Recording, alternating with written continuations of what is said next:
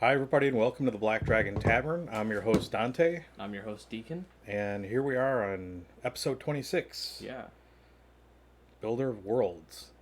So we're going to freewheel it tonight. First, before we do that, I want to give a couple shout outs to some folks who were here last night. We want to thank Griffin for being here as a special guest again. Yeah. We had a really great episode last night where we played Z-Man Wasabi. Games Wasabi. Yep. And I And if won you by 1 point.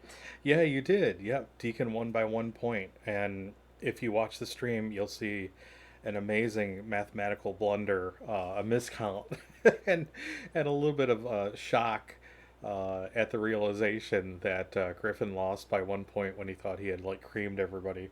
But it was a good game, though. Good game overall. I forgot how much I liked that game. And like I said last night, I tried to deviate from my standard strategy, and it Not did working not well. work at all. I got left so far behind. Yeah. What, Um, what was the strategy you were going for this time? Because it kind of just seemed like you weren't really doing much.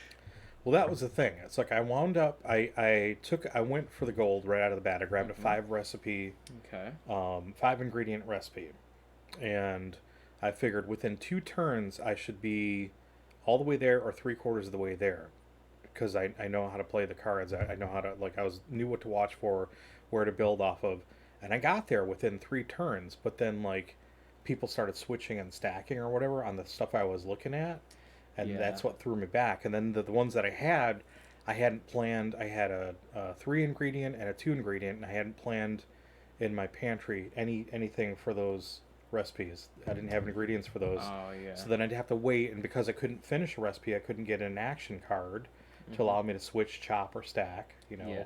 or make it spicy to play two just to get them out of my hand. So I just got left behind in the dust. So I'm gonna have to go back to my original tactics. Yeah. But still, it was a good game. Check that out if you get a chance. It's Z-Man Games Wasabi. It may be under a new publisher, also under the title Sushi, because I think they changed the name of it. So, Yeah. um, but what did we do? Like, what else? We talked about like, Dragons continuing on from the week before where yeah, we finished talked it. about Random stories. all the ultra violence in the Bible, Yeah. and yeah, and all kinds of crazy stuff last night. So again, it was kind of a fun, kind of Random, interesting. yeah, weird night. Yeah, weird thing went off the rails a little bit again, but that's all right. And we're gonna do Yeah. that again tonight. We don't really have a ton of show notes prepared here, um, like I usually do with news stories or pop culture bits. I thought I wanted to spend some time touching back on a topic that we talked about a couple episodes ago, and that's building worlds and how do you do that. And this all kind of came to um, fruition because of the conversation I had today with some good folks at our favorite local game store, Yeah. Noble Knight Games in Fitchburg. And in talking with these guys, I was asking if they knew much about fizz bands, and I was telling them about the article that I read, the review. And so they're giving me a little bit of a breakdown on that, and that was really interesting to hear that.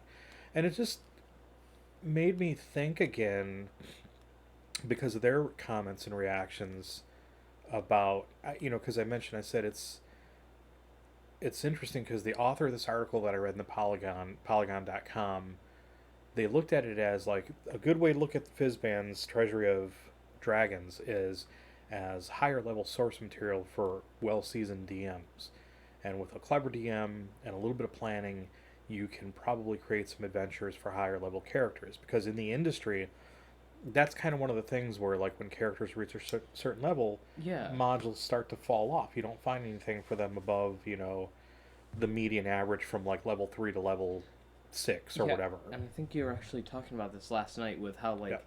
all of the official modules from Wizards of the Coast and all that kind of plateau at around that point, and you don't really get anything higher than that.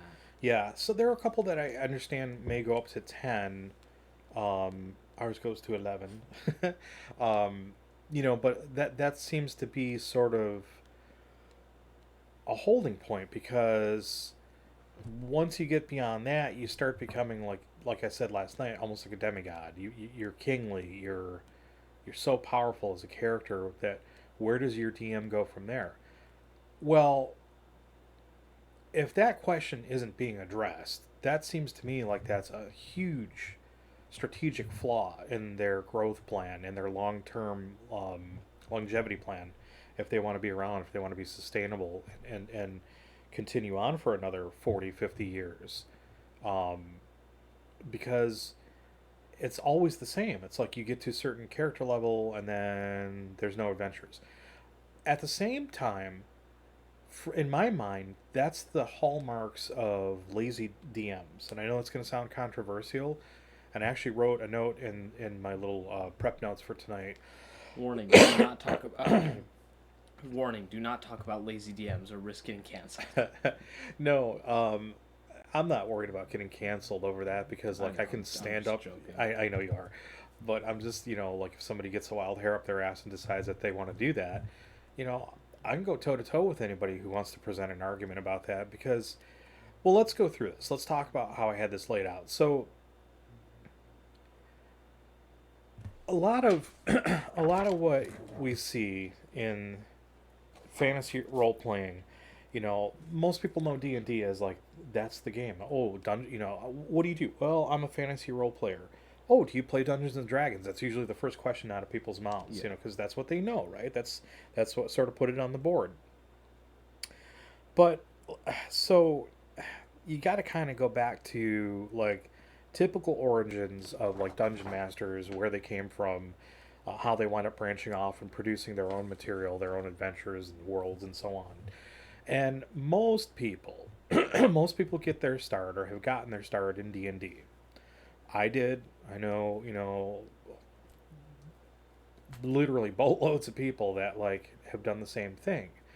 And at some point in time, I think there's a division. I think there's a split where the people who go in and they play the game, you've got, okay, there are a couple of natural branches, right? Like if you think of it like this, you probably go in as a player, first of all. Very few people that I know and have met in my lifetime, and I mean, I'm talking thousands and thousands, literally thousands and thousands and thousands of players of D&D.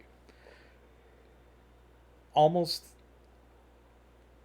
maybe I could count on one hand the number of people that I've met that actually said, well, I got into it to become a DM. So they went right to DMing right out of the gate. Yeah. Most people I know started as players, and they played in a game, they were introduced to the game, they played a character, they got hooked, and the rest is history. And then at some point as a player, you decide, I want to run an adventure. I think it'd be cool to run one of these games. So you pick up the DMG and you learn everything that you can about it. You pick up all the supplemental books, and there used to be a whole lot of splat books, a lot more than there are right now in 5th edition. 2nd edition had like a ton of them. But, 5th is catching up. Yeah. So then you see this division. Okay, that's the first natural fork in the road. You start as a player, you branch off. Some people continue to be players, and they don't have the time or the energy or the inclination or the desire to be a DM, and that's fine. And then some people branch off and they want to become DMs, and that's fine as well. And then you start to focus more on becoming a rules expert, really knowing the source materials, getting to know them like the back of your hand so you can keep games moving. More importantly, knowing the modules you're going to take your characters through, knowing the worlds and the settings and the regions and the key players and the local politics and the laws and all that, the lore and the legends, right? Yeah. And the creatures. So you do that for a while. You become a seasoned player, a seasoned veteran DM, right? And now you're like, yeah, I've been doing this for 5 years. I've been doing this for 10 years. So a big question that comes up in my mind is, have you ever created your own world? Have you at least fleshed out any of the regions that are in the D&D realm? Yeah. Like, have you expanded upon the Sword Coast? Have you, on those maps, like in a module, usually you'll do 1 or 2 areas within a region, right? We're going to be on the Sword Coast, and we're going to be in these 2 main areas. That's where the adventure is going to happen. And there's a whole lot more territory around it. Have you fleshed out any of those other territories? Have you built a village there? Have you and this is the controversial part, and this is what I wrote down. Controversial question. If you've been playing for 5 years or longer, if you've been running as a DM for 5 years or longer, and you haven't built your own world, or you haven't fleshed out a part of the official D&D world, so you can homebrew for your players in the system, and not necessarily D&D either, but whatever RPG you're playing. Well, yeah, we can say that. We could to make the playing field level. I was going to go with D&T just because that happened to be the topic, and that's the big one. And the reason is a lot of people run around saying, I'm a professional DM, I'm a professional DM, and it's like, well, have you built your own world from the ground up? Or have you at least fleshed out a city or a region within the D&D realm that doesn't have information on it? If the answer to that is no, I don't think you can call yourself a master. Yeah. Controversial as it may seem, there it is. I think I'm not saying this from a pro homebrew perspective. I'm not saying D&D is bad, homebrew is good. It's not a binary polemic like that. Because I owe my entire experience, my start and my entire experience to D&D. That's what got me started. But I knew from an early age, early on, that I wanted to start to build my own world. Because I had ideas. And I had, wouldn't it be cool if we had a culture that did this? Or if we had a race of people who, had these traits or characteristics and they were unique. And wouldn't it be cool if, there was this legend in this part of this fantasy world? And I think that's how a lot of people do it, and that's how a lot of people start. But fundamentally, there's always a segment of people who feel either constrained by the books. Restrained is something different. That's sort of like when you're being restrained, it's not really a willing thing. Yeah. It's an involuntary thing. I'm being restrained by the limits of technology, for example. Whereas in D&D, it's more of a self-constraint. Well, the official books say this. The books are printed, and this is the world, and it's like, okay, and you can do that, and that's fine. But at that point, I think you're a rules referee. Yeah. You're not a dungeon master, even though the book says you're a DM. My opinion is you're a professional rules referee, or you're maybe not even professional. I mean, people throw that term around now. I'm a professional DM because 10 years ago, going on 10 years now, somebody said, oh, wouldn't it be cool to start running games for pay?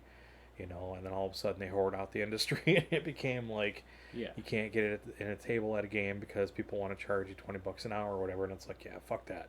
I'm not going to pay for something that I could go to my local game store and do for free, or run myself. Anyway, that's a whole other topic, the topic of pro DMs for pay.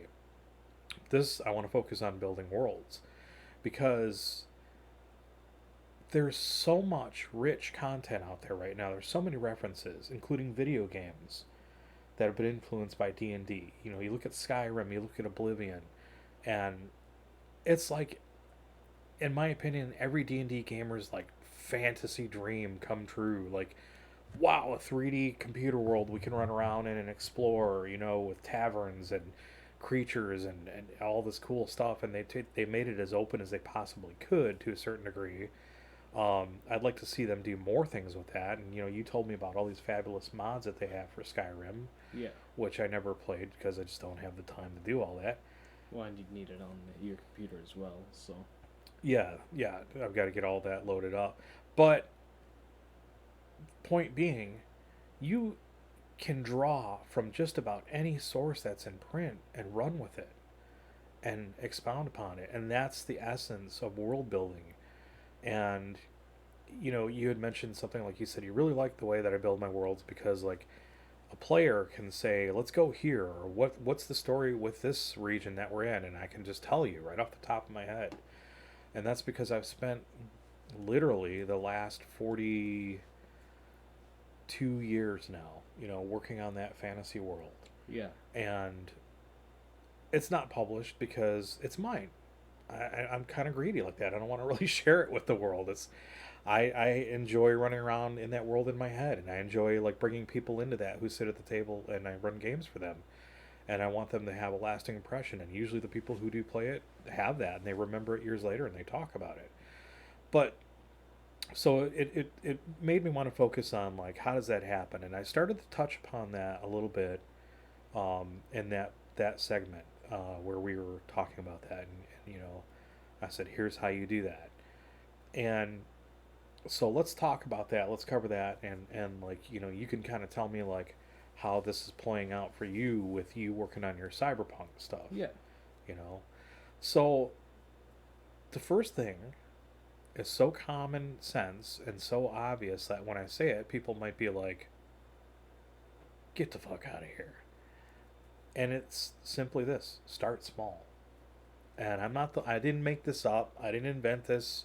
I'm sure there have been like dozens and dozens, if not hundreds or thousands of people with me or before me, and I'm sure after me that will have the same come to the same realization. And it's something simple like start with a village. Picture yourself in an area that sounds cool to be in. Why is it cool to be in there? Take down notes. Create thumbnail sketches, not literally like drawing sketches, but like notes. Scratch notes out on like what is the climate like, what is the region like, what are some of the attractions there, what are some of the Yeah. landscape features and landmarks of the place, what makes it unique, what makes it a good place to be, is it habitable, is it what makes it a place that people want to be at. Then from there, well, what's special about this region or this area? What natural resources do they have? And this may sound like a lot deeper than people say, well, you said start small, but these are pretty deep things. You don't necessarily have to name every, they have fir, they have pine trees, they have blue spruce. You don't, if you want to get that detailed, knock yourself out. The more Yeah. the better, like in the long run. But bottom line is give some thought about some of the high level things. Like they have a Wood, copper mine. livestock. Yeah, they've got a copper mine, Yeah. like, or there's a mountain where they know that there's probably gold or diamond or whatever. Yeah, they tend to have like large flocks of livestock, or lots of grazing land, so it's good farmland. And you think of those features, and you say, okay, that'd be easy to populate an agricultural section there or a farming village. Yeah. We can do a miners camp over here if they've got a mountain in there or a mine area where they can actually dig into the earth and pull up gems and minerals. And so it's sort of like dartboarding. You throw these things out, you jot them down as ideas uh, to draw out of that pool of ingredients as you're starting to build the world. You want to do key influencers, key characters, key Yeah. players, like, and then it doesn't you don't necessarily have to think about what government type there is or who rules these people. So you could say, you could just say I want a mayor or I want a sheriff, I want a warden, and then you build around that. If that's important to you, then you'll find a way to build around that. Yeah. But you start with that person. I have this idea of this like benevolent warden of this village who is both fair and just, but also maybe has like a vicious streak that he's trying to escape, or she or they are trying to escape, you know? And so you start jotting down, again, thumbnail sketches of personality and character traits of this person. Yeah. You don't have to, if you find you've got that creative bug, jump in and write a character bio on them, their background. Otherwise, document it so that you don't forget about it. And once you've got, a dozen NPC types jotted down, you're on a good roll. You probably have enough to run an adventure, a good 2 to 4 hour adventure with a dozen NPCs. Then you start to think about like, okay, well, how wealthy is this village? Like, what's the population? And you don't have to get down to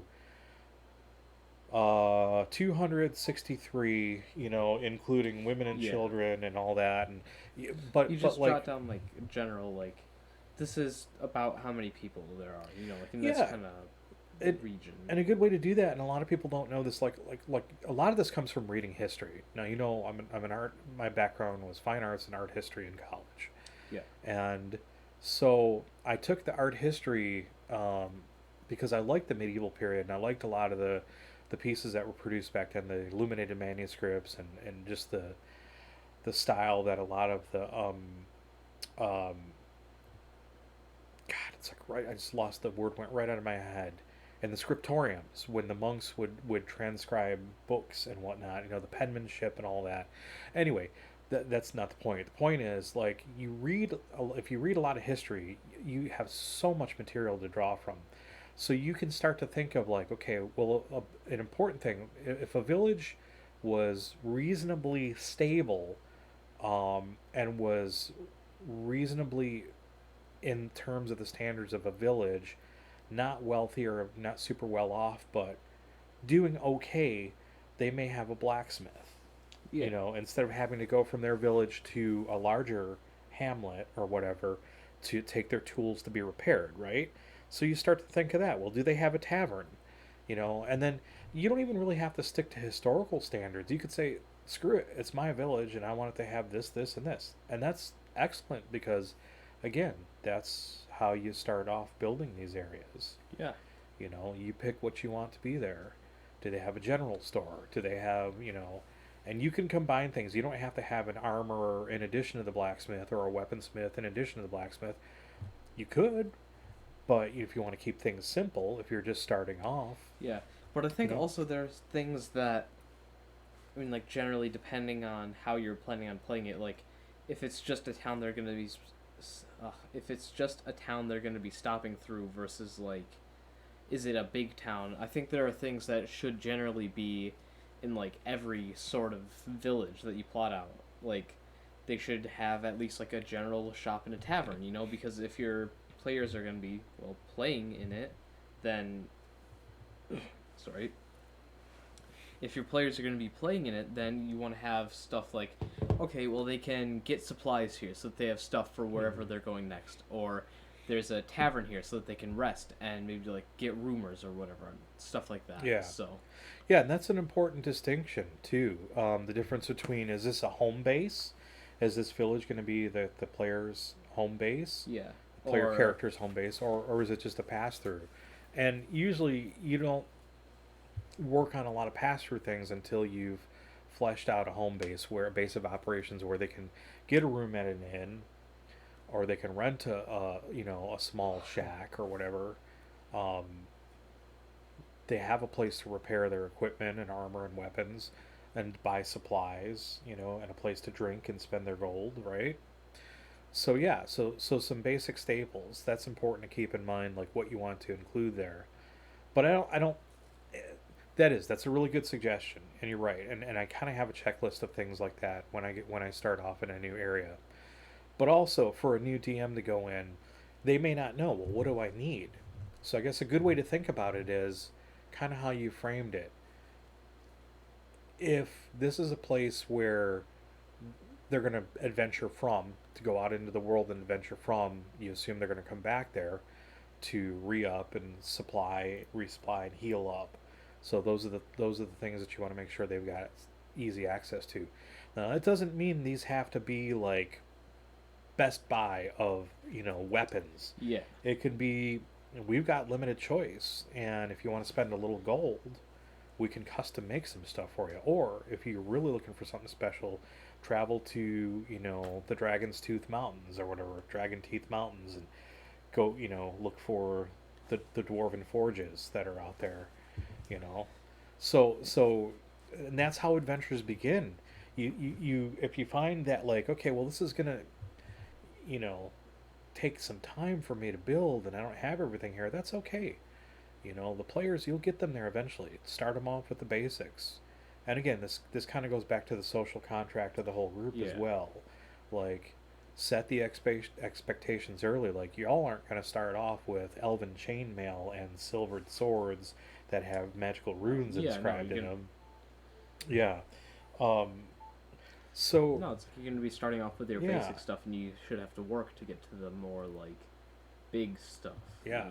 And I brought this up in a previous episode as well on the same topic, the same episode that we were talking about this in, is a recent thread that came up on Facebook that I really found interesting and I really enjoyed taking part in, was somebody had asked the question of like, I'm writing some laws for a region in my game. How do you all do that? And I said, well, first of all, start to think of like, think locally, Yeah. and how does the local village or hamlet or city, you know, how do they respond to carrying weapons in the open?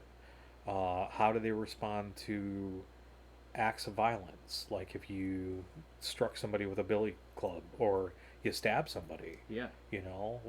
Are you going to go to jail immediately? Are you going to get a fair trial? Do they have self-defense laws? Is it okay? Is it a commonly accepted law that everybody has the right to defend themselves, using whatever means necessary? Or is it like force meets like force? And then again, it was sort of like, come up with the common stuff, Yeah. like no drinking after 11, or like come up with some things like, okay, maybe not that one, but let's go come up with some basic common sense things. Yeah. That like Don't anybody murder would somebody. say, yeah, Don't steal. murder is a Yeah. crime, unless you're defending yourself Yeah. and it can be proven and And you have a then- witness or whatever. Yeah, and then once you have those, you can start to delve into like the weirder, more obscure ones. Like you're saying with the self-defense, like force meets like force or whatever. But then how would they determine that? Like, let's say you're getting attacked by somebody who's like a fighter. They've got a sword, whatever, and you're defending yourself, but you don't have a sword. You're a wizard, and you like brain blast them. Does that count as like force? Like, how does? Well, yeah, how I mean, they- if your yeah. life is being threatened, you would match the force in a way that would be considered equal to or on par with the same thing. That So makes even if it's a sense, I spell, guess. some people might say spells are more powerful. It's like, you ever see a wizard cut down before they can like finish a spell? Yeah. It's like they're only powerful if they go off successfully, you know. So I mean that's another thing. But Well, I thought you were gonna. They can be powerful if they go off unsuccessfully as well. Just That's true. not It in just might the cause most more helpful. collateral damage Yeah. than expected. But you also, I thought you were going to touch on the other point that I was making on that episode that I brought up in the thread, was come up with the common sense stuff first, so everybody agrees. Like, okay, um, no open brandishing of weapons in public. You can carry your weapons in public, but you can't threaten people with them. Otherwise, you can get in trouble with the authorities. Yeah. Then, so come up with the common ones. Then come up with the fun stuff that are made specifically to kind of fuck with the characters a Yeah. little bit. And I say that in a loving way because I'm not a TPK DM. I don't believe in GM fiat, DM fiat, the iron fist. My word is my word, and but I think it's fun to have some things that like. No bathing after 11 on, whatever nights, or it's just weird stuff like they might not know about. And some people would say, well, that's not fair. How are they supposed to know about that? And if you're clever enough, Fuck around and find out. you can, well, there's fuck around and find out. And Yeah. that's one way. And like, it's interesting to put characters in that position of like moral choices, like, or ethical choices, like, I didn't know that was a law. Well, okay, ignorance of the law is no excuse, Yeah. right? But you can have rumors in taverns, people talking about it. Like, did you hear about that new thing they imposed? Where I can't dance a jig on a Sunday morning, after the church bells ring until the church bells ring or something. So there's all kinds of crazy stuff you can come up with that are kind of fun and unexpected. Because you want to keep the players on their toes, So that's another one. Like, that's how to think about creating those things. But the bigger, more important thing is think about those laws. Think about like what kind of laws you're going to have in that region that you're building up, because you've got to have some sort of form of rule. Otherwise, it's chaos, right? Yeah. anything goes, and that can be bad for the DM or the party members, depending on like if they're pacifists or if they want to be cooperative. I mean, once in a while you run into a group of players. Oh, excuse me, a group of players who are they want to play an evil party, right? And that has its place in time, but usually it doesn't last very long. Yeah. There's not a lot of places you can go with that unless you're running an evil world or whatever. Yeah. And then what's evil? That's normal. You're on an evil planet. You're in an evil chaos realm. Okay, well, evil for us is just is. We don't think of ourselves as evil. We are what we are, right? Yeah, so exactly. how do you play that amongst your own kind? I mean, you could really get into like the 40K side of things and start talking about like all of that chaos stuff, and then the players would be like, "That is pretty evil. I'm starting to see the whole point of just burning it all in holy fire." Purge it in flame. Yep. Brother, get the crossbow, the heavy crossbow. That's funny, but like so. So I just jotted down some things just to keep me on track here, and like so D&D has a product and a series of tools and whatnot. And there was a book, and we got the book when it first came out, D&D Beyond. And I guess I thought D&D Beyond was going to be what you do when you reach the limits of the system and how to start thinking about moving beyond D&D. Yeah. Because, again, this goes back to my original premise and my belief that at a certain point in time, if you really want to call yourself a DM, you've got to be able to move beyond what's in the quote-unquote official printed books. I agree with you, but I don't think anything like that is ever going to happen because I just can't see a world in which they would say, now at least, maybe like whenever it came out maybe, but now it just doesn't seem like the kind of thing where they'd say, well, here's some resources if you feel like you're kind of like at the limit of what our system can do, go and check out this other stuff. I don't think they do that. I feel like they would just try to be like, well, here's more of our stuff that you can do to try to keep it fresh, because it's our product and that's what we want you to buy. Oh, sure. Yeah. I don't disagree. And at the same time, I would say, at the same time, I'd say that's not at all what I'm driving at. Yeah, okay. Not like, hey, now that you've hit the limits of what we're capable of publishing or what we're willing to publish, go check out GURPS or go check. That's not going to happen. Absolutely. No. But what I mean is, like, from time to time, you will catch references in the D&D books that are in print now that will say, you may want to expand upon this, or you may want to, in case you want to create your own NPCs. They have charts for all that, right? Yeah. So they give you the tools. They give you the tools to be able to do these things.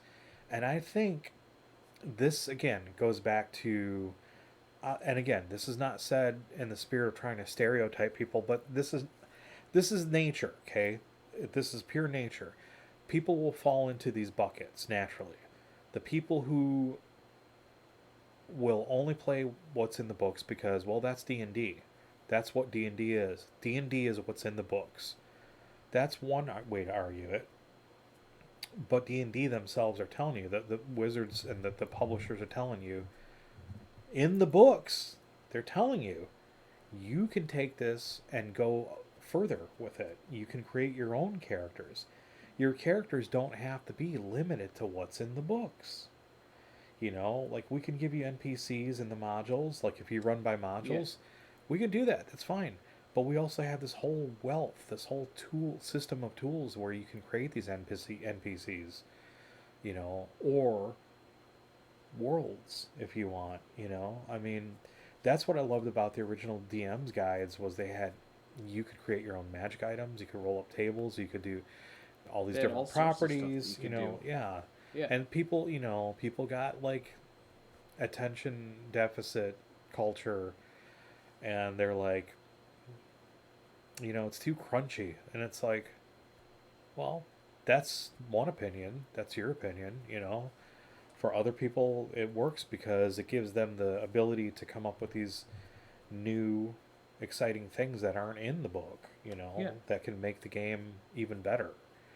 So, again, it's all, I guess, like it's a matter of perspective and it's a matter of preference and what you desire to play. You can play by the rules, play by the books with only what's in there, and that's only going to get you so far, you know.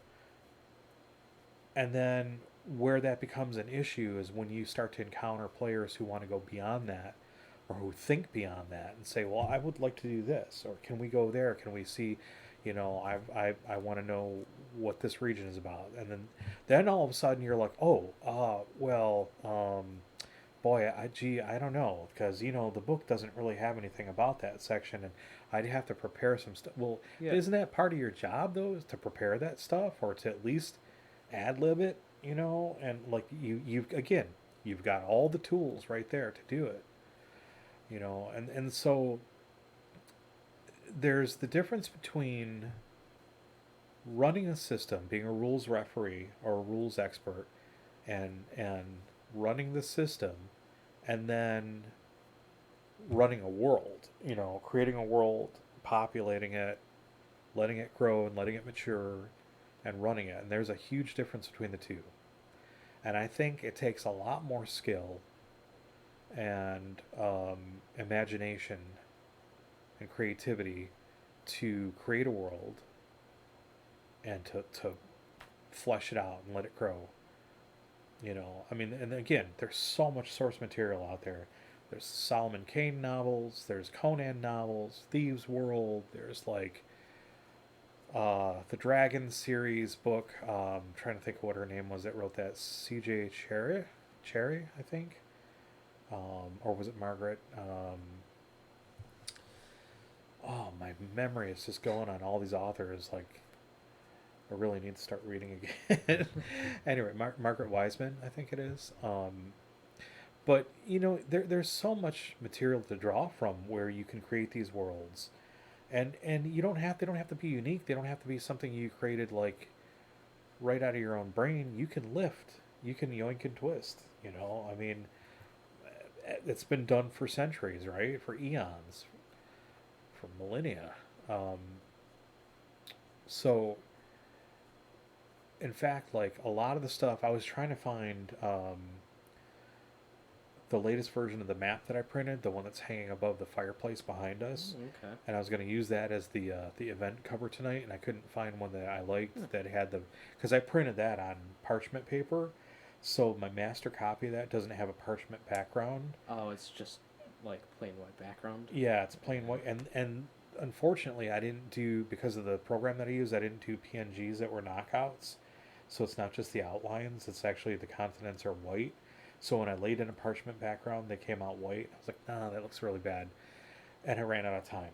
So, but the point being is, a lot of the stuff in my world, like Griffin was like, that looks like Australia. No, wait, that is Australia. And I was like, it is Australia. Yeah. It's the shape of Australia.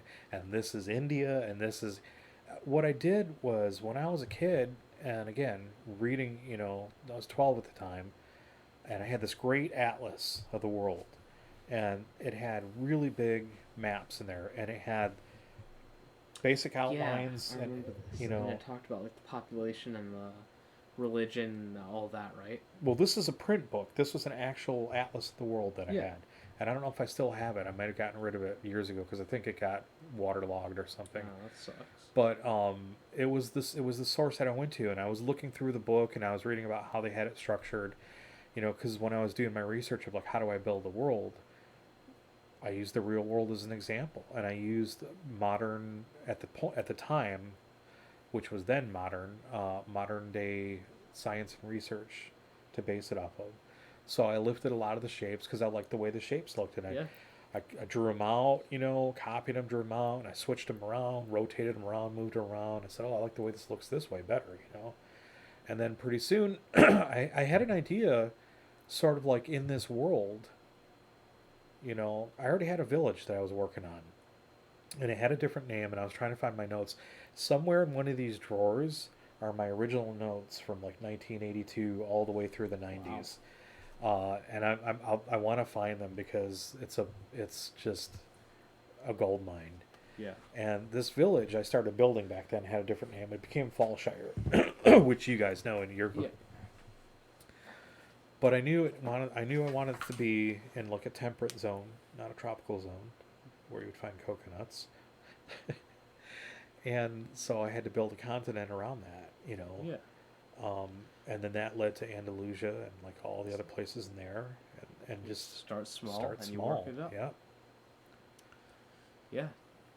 So like we talked a little bit about the system that I helped you come up with for developing plots and storylines Yeah. for Cyberpunk. Have you done anything else with that? Have you, I know you were having some scheduling conflicts with folks. We got the first actual gameplay session in, like, 3 weeks ago now, and we have not had the time to schedule another game since. So You should do that before too much time gets away, I'm trying, but people Yeah. are busy. So yeah, Can you do it for like an hour or two during a weeknight?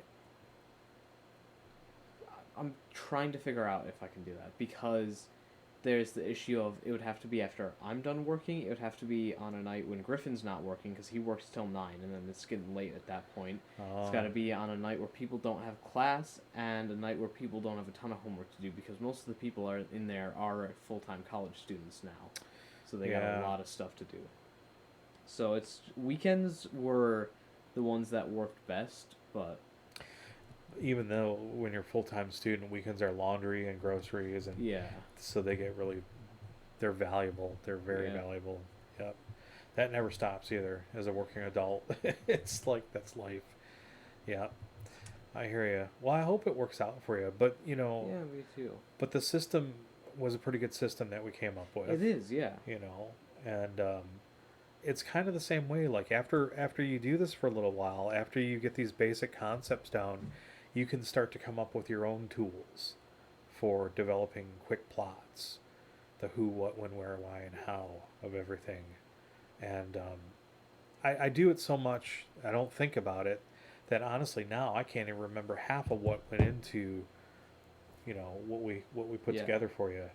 So yeah, I'll have to hit you back up for that. What did I tell you? Because like I said, when I do this, it's just like in my head. I know I can lift and I can yoink and twist a lot of my own stuff, and then adjust from there. So it goes. It's like exponentially faster to create now that I've been doing this for that long yeah, that I don't even think about it. And when I do have to think about it, I have to really sit back and say, okay, well, let me document this. Step 1, do this. Step 2, do that. yeah. Um, there are a lot of good books out there too for this stuff. Like I should loan you my series, The Lazy. Speaking of lazy DMs, um, I mentioned that in last episode. We talked about lazy DMs. There is a series called The Lazy DM's Guide to Adventures, The Lazy DM's Guide to building worlds or whatever. And it's really good. It teaches you how to prep for sessions without doing a whole lot of prep. Yeah. And what to focus on. And I really enjoyed them. They've got a Kickstarter now for a new edition. And I'm seriously thinking of backing it because I bought in the first time around that came out, and I've gotten every one of their books so far, and I've loved them. I mean, Well, that's cool. they've been an invaluable resource for me because you couldn't have handed me a better segue about time management than talking about how difficult it is to do these things because everybody's working. And when you're running games for people, it's even harder because you got to make the time to come up with an adventure. Yeah. And there's no worse feeling than being 12 hours away from the game and you're like, fuck, I haven't even done any notes for the game, or what am I going to do? What are we going to do tonight? I got to the point in my game where I could wing it every week. I could wing it for weeks on end, but it would catch up, and then I would know, like, okay, now I really have to have a path for them to move forward, because how I like to run games. I like to let you all do your thing.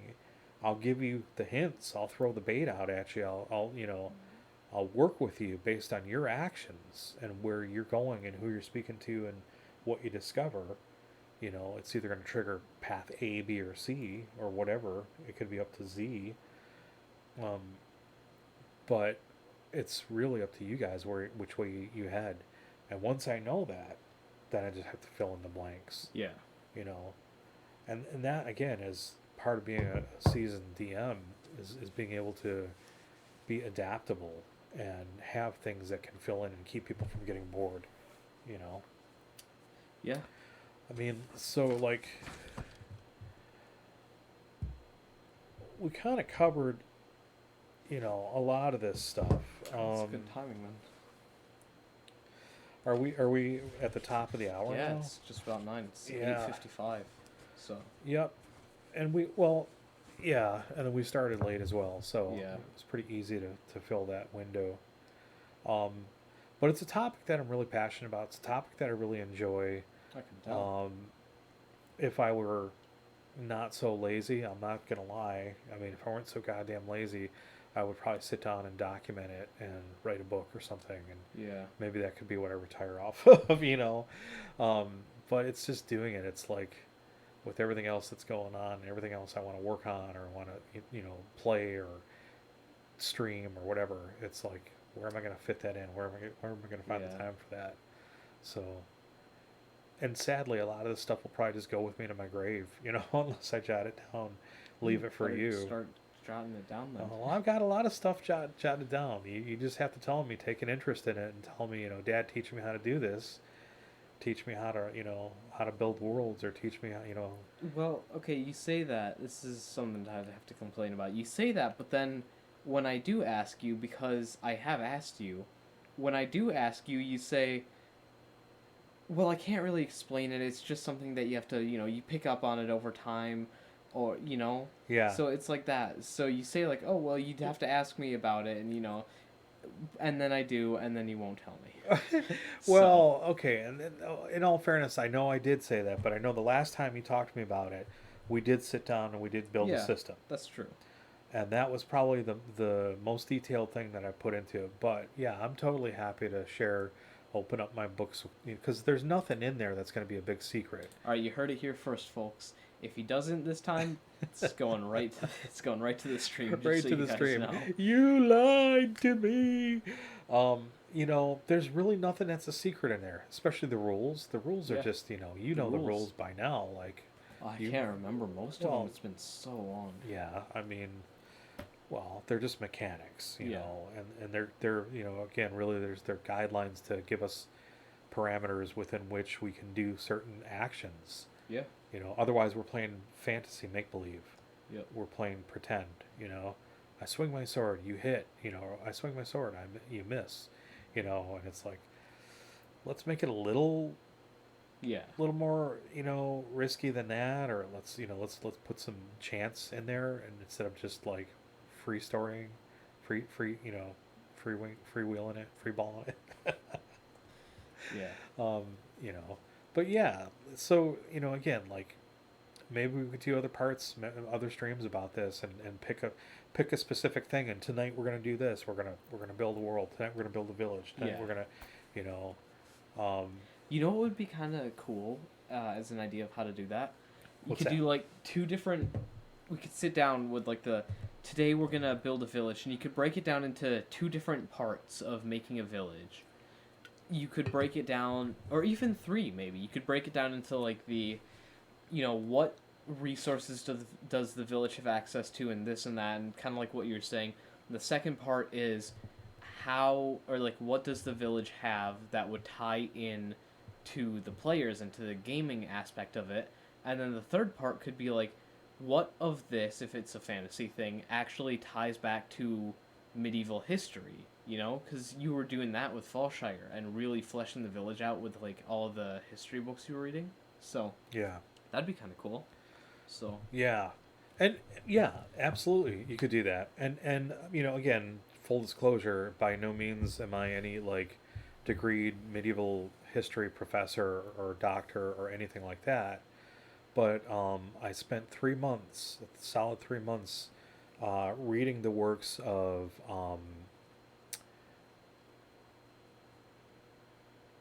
their last name is Gies, and the first names are escaping me. It's a husband and wife team that did their studies at University of Michigan, and they focused in medieval history and literature.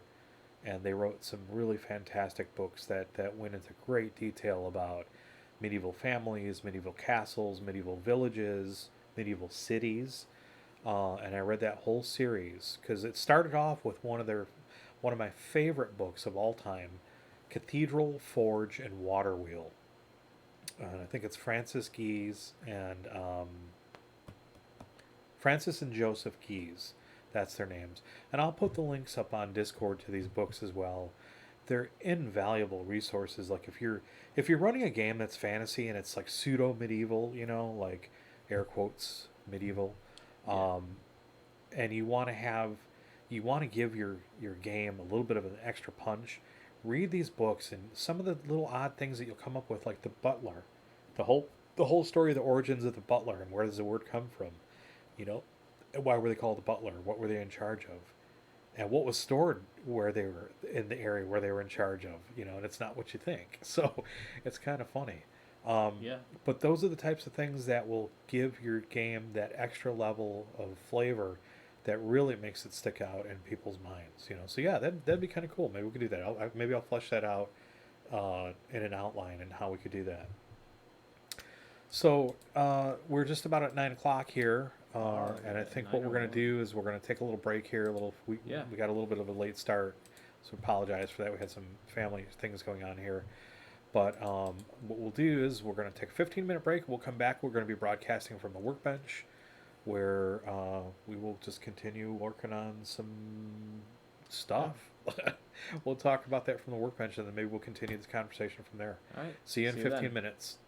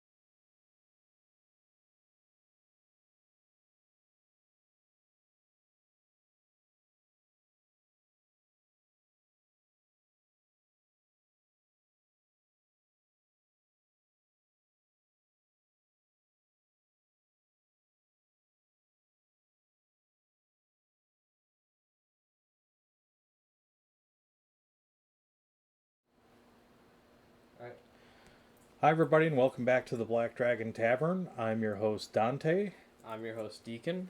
and he's just making his way back over to the seat here as we get started from the Workbench. So, if you're just tuning in here for the evening for the first time, we just spent the first half of the stream in Fireside Chat talking about world building. We basically touched on a couple of topics that we had talked about in previous episodes, and good conversation I had today with a couple of friends that work at our favorite local gaming store, Noble Knight, over in Fitchburg, here in Wisconsin. So yeah, tune in later on to catch the VOD for that. But tonight we're going to be continuing to work on lots of cool stuff, and it looks like Deacon's over here taking pictures of Black Templars Dreadnought. He just picked up the Black Templar set for Warhammer 40k, and I'll let him tell you a little more about that. I'm going to go ahead and just jump in and start working on my gobos here again and finishing these up. What? What? No, I figured I saw you were taking pictures of your Dreadnought, and I thought you might want to talk to this, stream a little bit about that. Yeah, so I picked up the new Black Templars army set, the one that has just come out within the last few days or so, and I've been putting together the Dreadnought today, as well as a couple of Custodes things, but I finished those up for the most part, so I was working on this for a bit. So That's cool. What's the plan? Are those going to bolster the current Black Templars army you were working on, like from some of the stuff that we got from John? Or Yep. And I'd have to say I'm pretty happy with how this one is turning out. What are you going to wind up with points-wise, do you think, when all said and done? Or in total? Like in total. I can actually tell you the exact number. So I'm sure you can. You're pretty good at keeping the lists of that's for sure. What else did I get in there? I got a primary.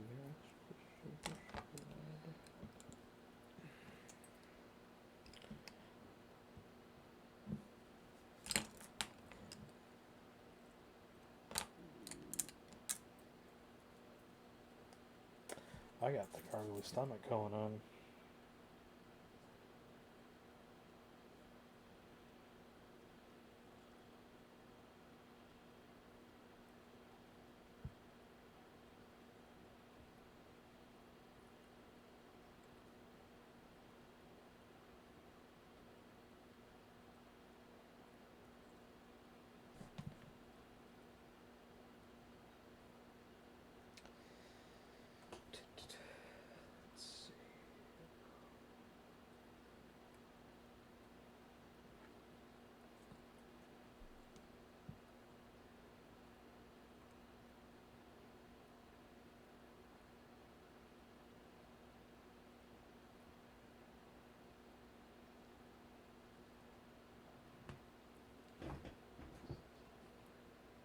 Oh, I've got a list on here.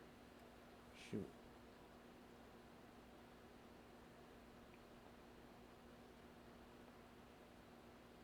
You're trying to find your army list? That'd be 3,400 total. 3,400 points? Just about. It's like 3,456. That's pretty good. Yeah. Should give you a fair range to choose from. It is almost all melee. Even between this kit and what I already had. They're just a very melee-focused army.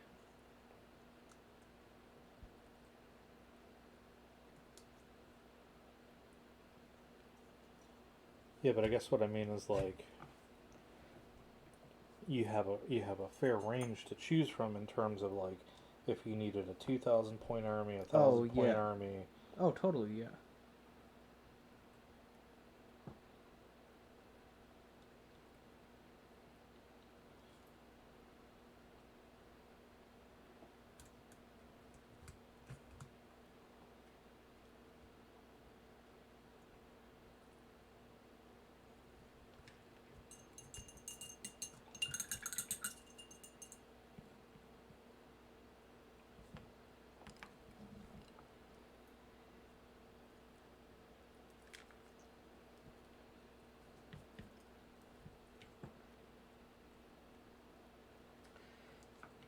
Alright, check this guy out. Pretty much finished assembling him. All I have left is the extra bits, like, I mean, whatever else, really. Purity seals and all that sort of stuff. Hang on, I got me right when I'm doing some really detailed stuff here.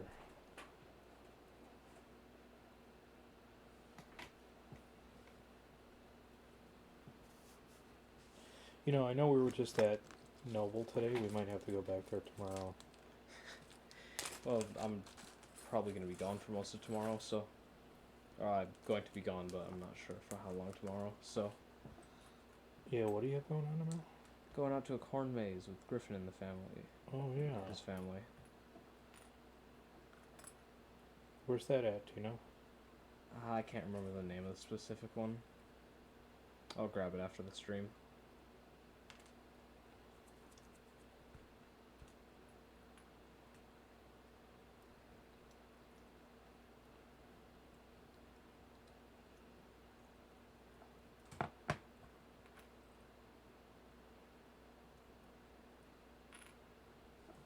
Alright, let's see.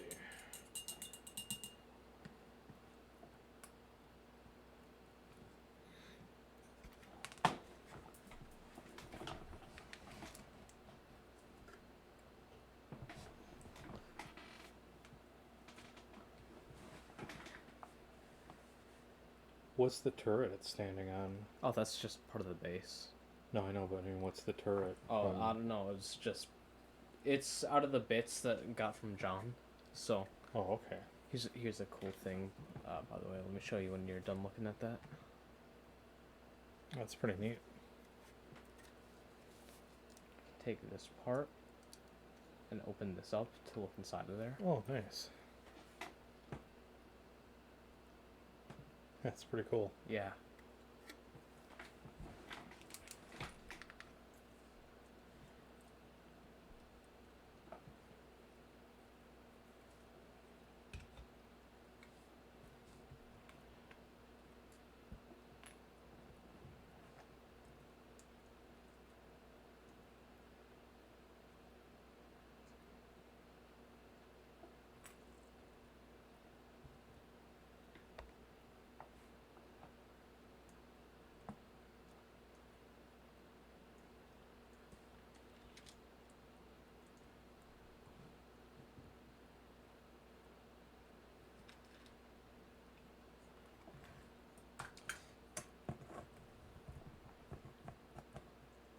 I love a good simple technique that works, like a good wash.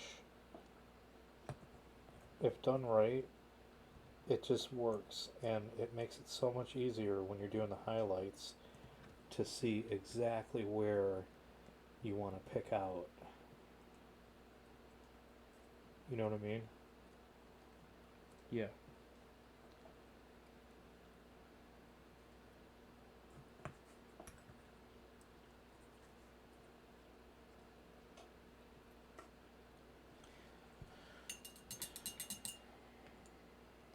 I had an idea for a banner bearer that I wanted to do, but what if I did this instead? No, not like that. Never mind.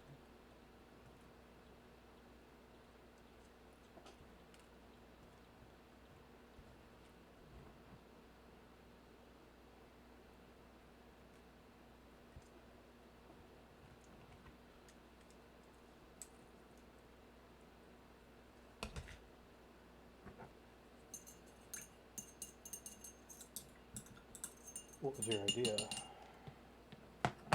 So I have this skeleton that you let me use, and I've got him up kind of like this. Okay. And, Almost like he's manacled to something. yeah, and my original plan was to have him on a banner. Because there's the really cool banner guy that's got, like, you know, the skeleton banner? Yeah. It's like that, but almost on just more of like a basic banner pole. And I was thinking about doing something like that, but I don't know. I was also considering putting him on this dreadnought, but I'm still leaning more towards banner.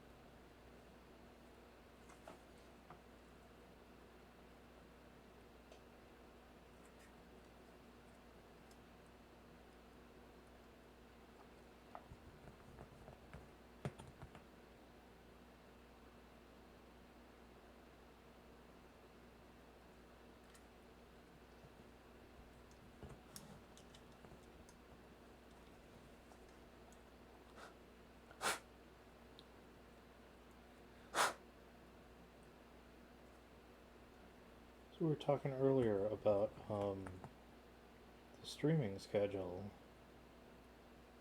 and I brought up the holidays. Not Halloween holiday, of course, coming up, which we're going to be broadcasting on. Not actually on Halloween Day, but that weekend, that Friday and Saturday. Um,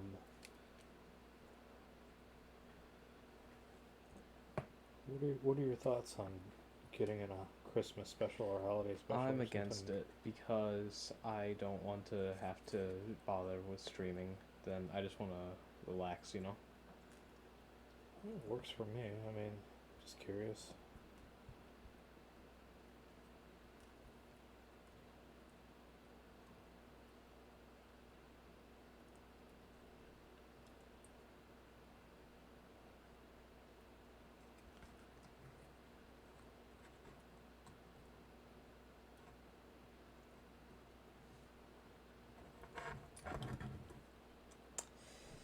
Shit, what did that? Oh, I got it. It's a close one.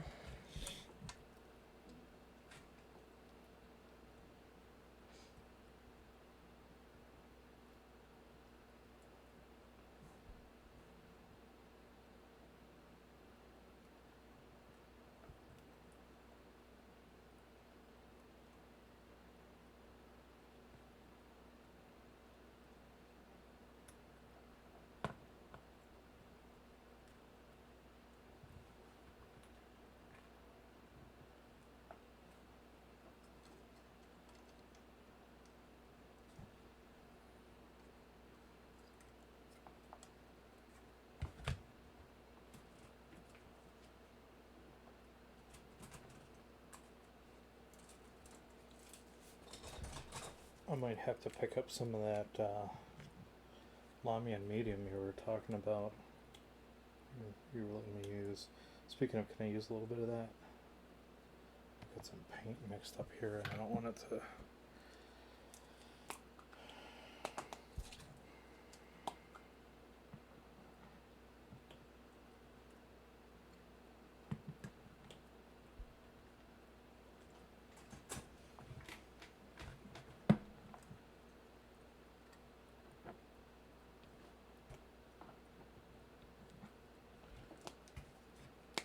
Thanks.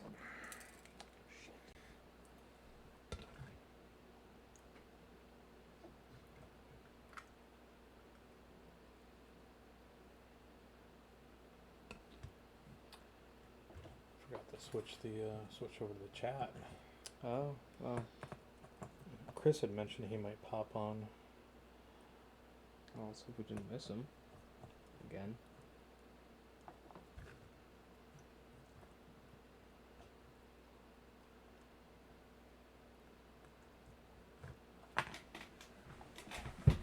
Ooh.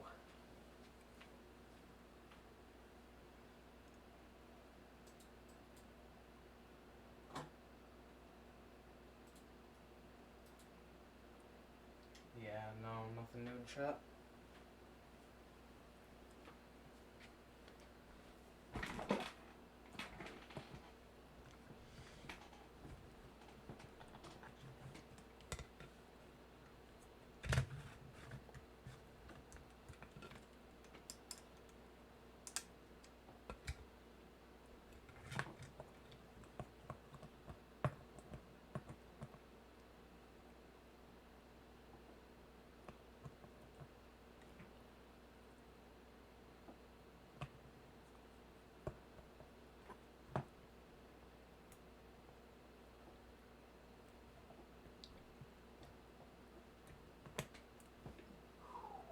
That's close.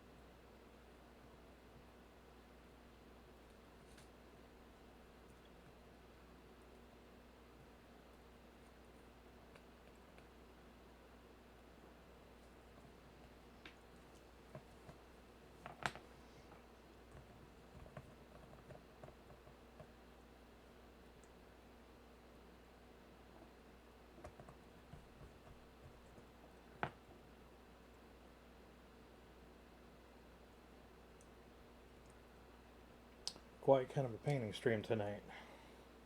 Yeah.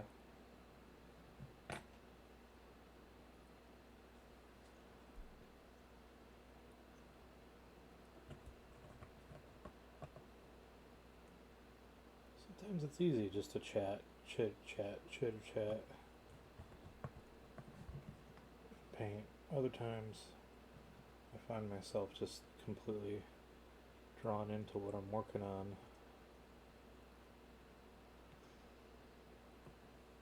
I'm not really so absorbed by talking about it.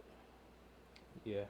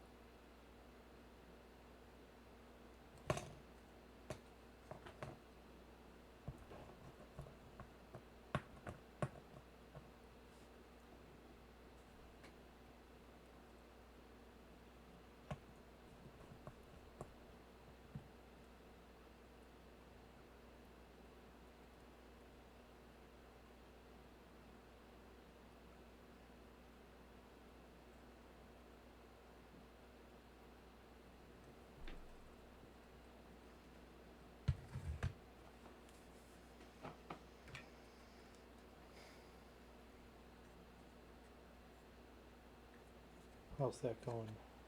It's going pretty good.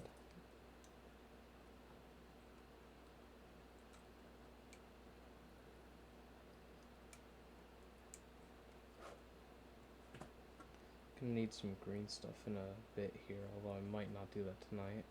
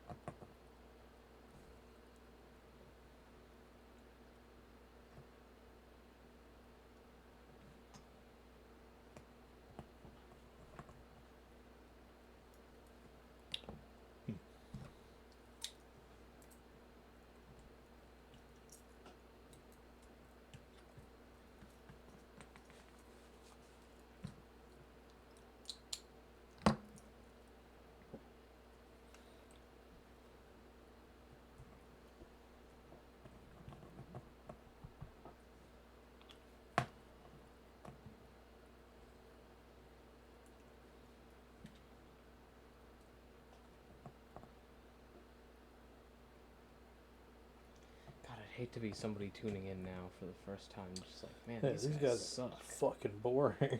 Yeah. Yeah. But if you are tuning in for the first time, welcome to the Black Dragon Tavern. I'm your host, Dante. And this is... Host Deacon. And, we do this every weekend, Friday and Saturday from 8 p.m. to 10 p.m. Central. Yep, every weekend we sit here, we don't talk. This half of the show, this segment of the show is called From the Workbench. And we do a lot of painting and kit bashing and model building and lots of the fun stuff. And yes, there are long stretches of time where we get pretty quiet while we're... Only on this section. Yeah, while we're modeling. But the first half of the show is called Fireside Chat. And that's usually where we're off the rails a little bit and we talk about just a wealth of different subjects from pop culture, gaming news, movies, events, new games on the horizon, how to run games, how to GM, how to just you name it. And we talk about it, just about food, streamers, YouTubers. Everything's fair game. I have to like actively focus on not singing because I've been having like videos and shows and music playing pretty much all day because I've been down here for a long time today. And because I've had all that stuff just playing without thinking about it, now it's taking like serious concentration not to... Yeah. I hear ya. It's difficult for me as well. Like, it's just such a huge part of what we do. It's funny, I was watching one of my favorite streams today, and he was on a racetrack where the track itself was broadcasting music. Oh. And they started playing some Eminem, and he's like, "Oh, this dude is straight up DMCA. Like, he will take people down in a heartbeat. Yeah. His label will, you know." And He's like MGM, isn't he? I think so. And he was like, I got to talk over this. I got to, you know, he's like, I'm not, this is not me. I'm not broadcasting this. He's like, I can't do anything. I got to talk to these track people about this music, you know, and you know, well, say goodbye, everybody. I'm sure this one will be DMCA'd. And he's trying his best to continually talk over it. And he couldn't keep it up. I'd find it hard myself to do that. And I just start singing my own song over it. Well, yeah, but that's kind of not his thing. Like, I know. if you knew who this dude was, you'd be like, yeah, I could never see him doing that. But he wound up moving, you know, like away from where he was live streaming. But yeah, it was pretty bad. They had like music on full blast, and I'm sure, fairly confident anyway, they didn't have the broadcast rights for that to play it at their track. Yeah. I'd be really surprised if they did.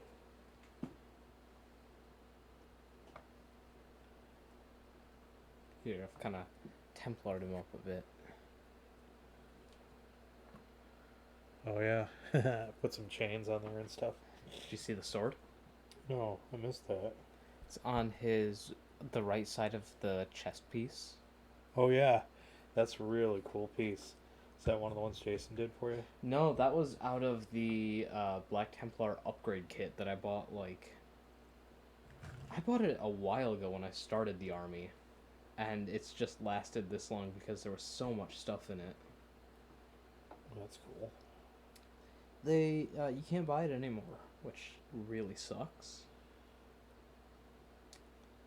So, now if I want to get it, I'll have to look on, eBay and all that. Yeah.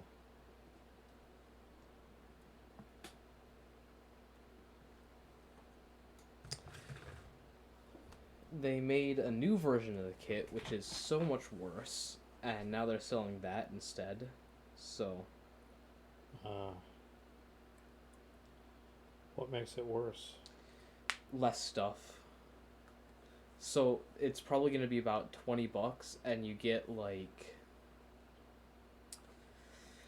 I can't even remember what you get.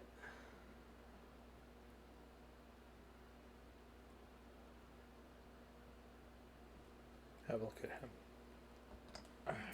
That's pretty good. It's cool. It's kind of long. Yeah.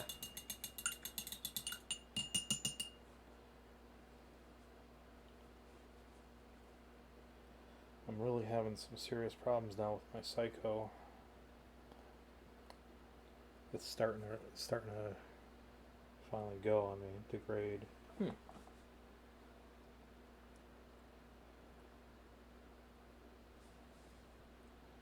You sound real engaged there. Huh. Well, I was trying to pull up this picture. I'm just fucking with you.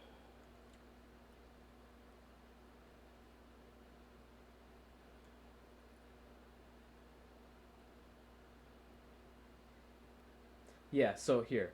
This is what you get in the new one. You get a couple actual relics that are like... It's modeled versions of the relics that your warlord can take. Okay. So you get the Sword of Judgment, the Crusader's Helm, the Skull of Cacodamonus. I can't remember what... The Aurelian Shroud, I think that's called. And then you get like a whole bunch of other tiny things, like some bones, you know, kind of like how they keep Pope bones and all that. Yeah. Like we were talking about last night on Yeah. stream. Bones, Holy relics. candles, you know, like stuff like that. Sure. Purity seals. You get 10 shoulder pads, it looks like. Or no, you get 19 shoulder pads. Okay. You get 10 heads. Does anybody really need 19 shoulder pads? Well, they're chapter specific ones, so they've got the iconography molded into the shoulder pad, so you don't have to use a decal. Okay. So, I don't actually have any with that out here, I don't think. Basically, you can just paint it rather than having to use a decal to get the chapter symbol. Sure. And then 5 arms with shotguns for the scouts. Versus the old kit, where you got 30 shoulder pads, 8 bolters, 2 flamers, 2 plasma guns, 2 melt-guns, 6 chain swords, 2 power axes, 2 power swords, 6 bolt pistols, 2 power fists, 10 torsos, you know. Well, Deacon, you know they can't have anybody know. having that much stuff. Pistols and purity seals and symbols and banners and skulls and bones and lanterns and backpacks and vehicle bits and all sorts of stuff for like $10 more. I mean, you know. Look at this. You basically get... This is the new one. Okay. Alright. Yeah. You get all that stuff. And then the old one is you get 2 of everything there. Wow. So, there's a whole lot more stuff. And it was enough to last me for like a few months at least. And I've still got a lot of stuff that I haven't used.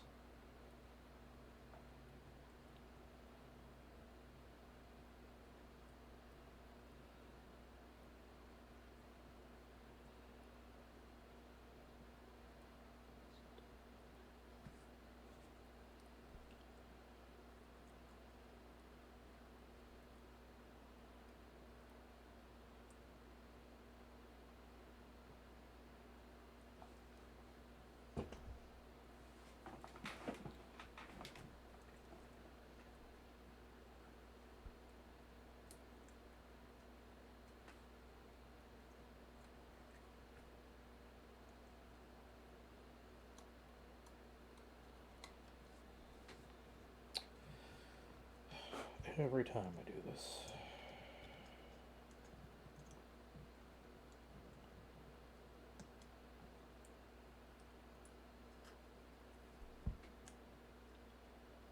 There we go.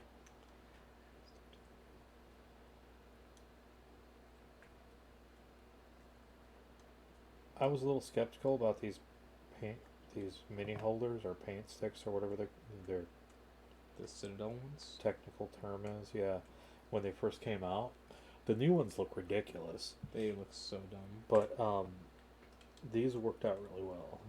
Super happy about that.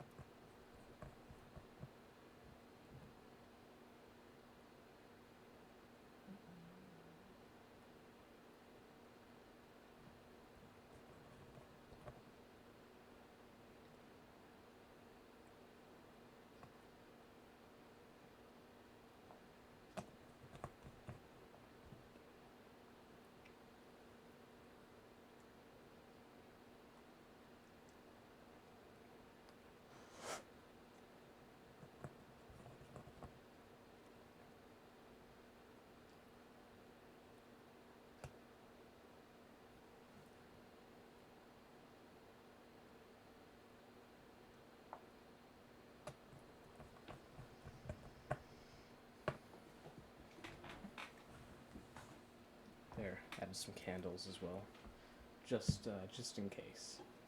In case you couldn't tell it was a Templar. Yeah. A Templar. Actually, there is in the Codex. There is a picture.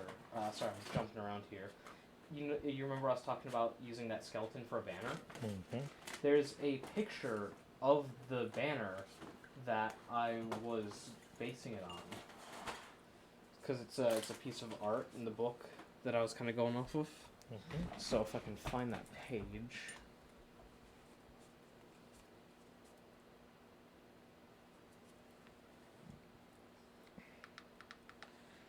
And I gotta say, so far, this new Black Templar Codex is really cool. Here.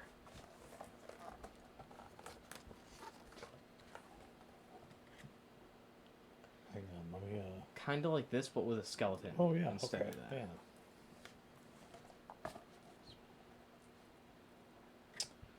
It's the wrong color. The wrong wash.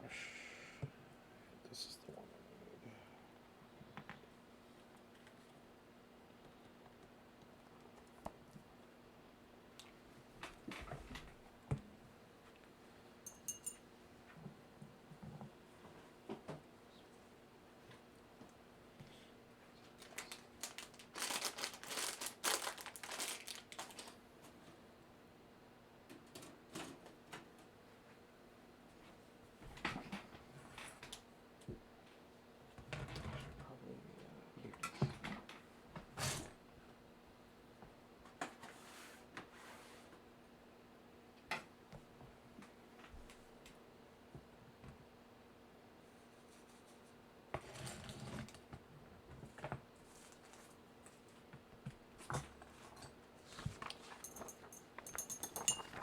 Tufts on this guy once this base is dry and he's done.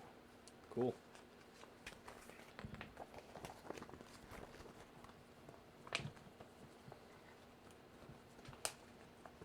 Be able to get some more pictures up on the gram. People be like, finally.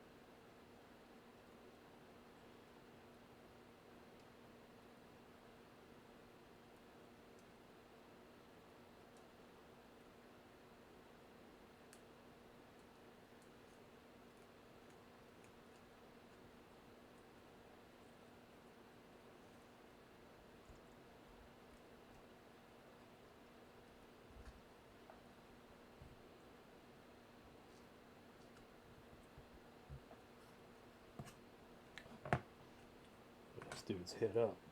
He's got like split nose. Ew.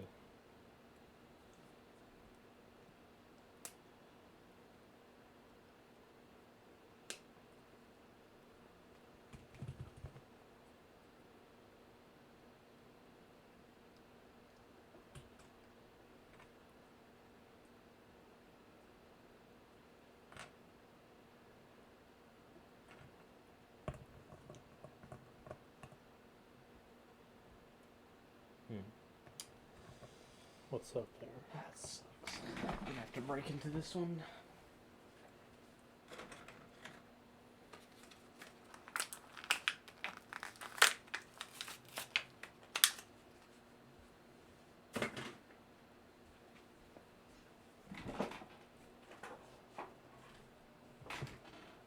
Is that the last one? Yep, I'll have to go and get more.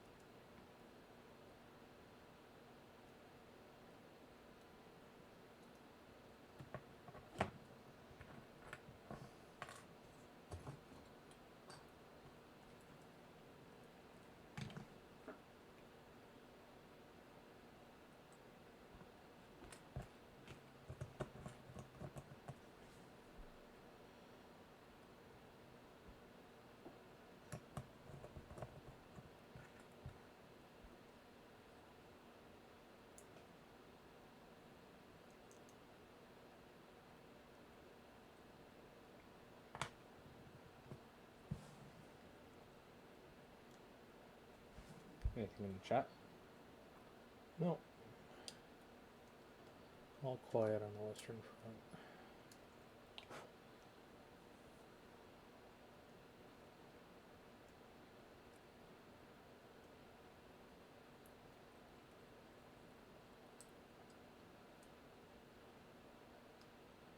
We haven't seen AA around in a while. No, we haven't. Hope he's doing okay. I shot him a message for his birthday a couple days ago.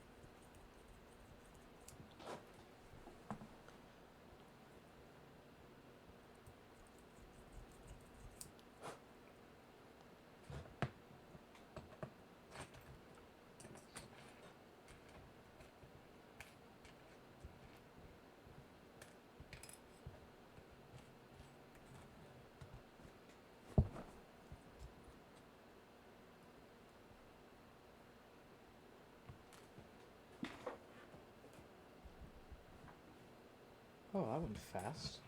What's that? It's already 10:15. Is it? Yeah. Guess time goes by when you're not talking and not really focusing on anything else except what you're working on. Imagine that.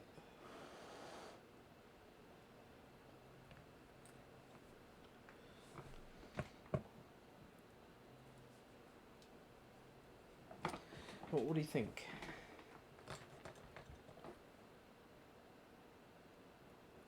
Call it soup. Call it what? So do you want to call it soup?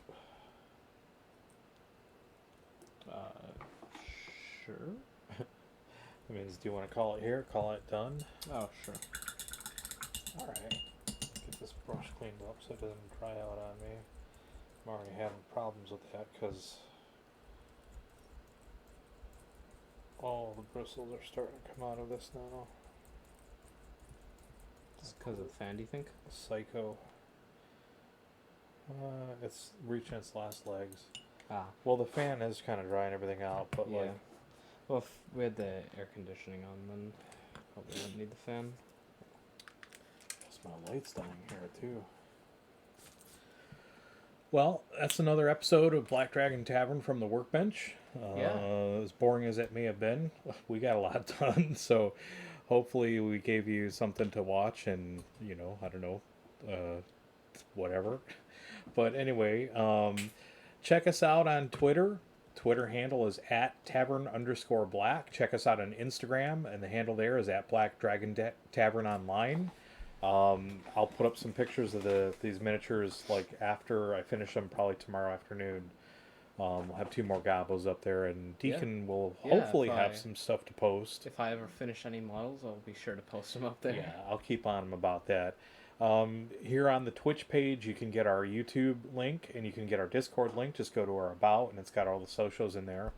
And then, what else? We're on Facebook, and that's simply Black Dragon Tavern on Facebook. Thanks for tuning in. We will be here next Friday, 8 p.m. to 10 p.m. We'll also be here next Saturday, 8 p.m. to 10 p.m. Central. Yep. And thank you for tuning in. Yeah. See you then. Have a good night.